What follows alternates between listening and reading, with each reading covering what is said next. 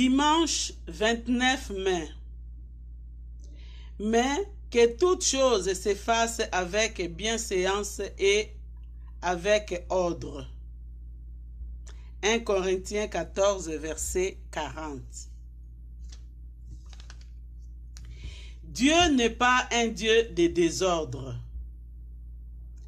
Les hommes se glorifient des progrès de leur science, incontestables d'ailleurs, mais qui les poussent à des ambitions démesurées.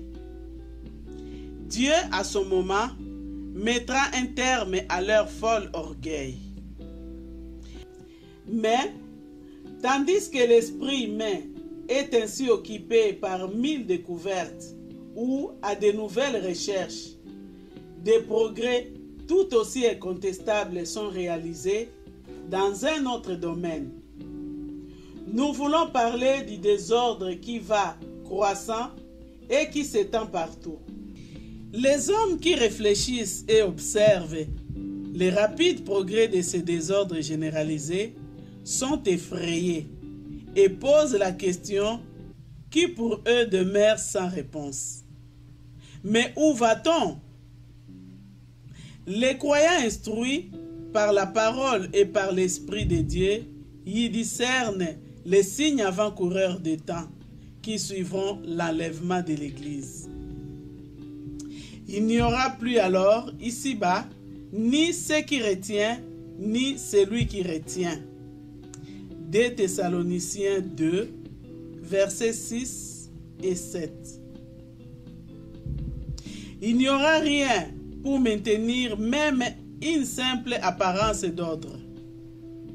Ce sera l'anarchie complète. Symbolisée par la mer, masse incontrôlée, agitée à tous sens. Apocalypse 13, 1.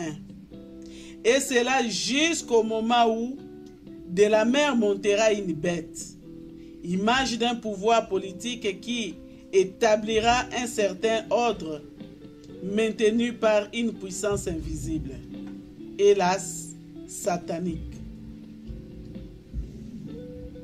Au milieu du désordre actuel, il est deux domaines dans lesquels l'ordre doit être vu. L'ordre selon Dieu. Il s'agit de la maison du croyant et de l'assemblée maison de Dieu. Demandons-nous dans quelle mesure nous faisons face à nos responsabilités à ce sujet. L'esprit du siècle, générateur de désordre et de confusion, ne pénétra-t-il pas à l'intérieur de ces deux domaines où il ne devrait avoir aucune place?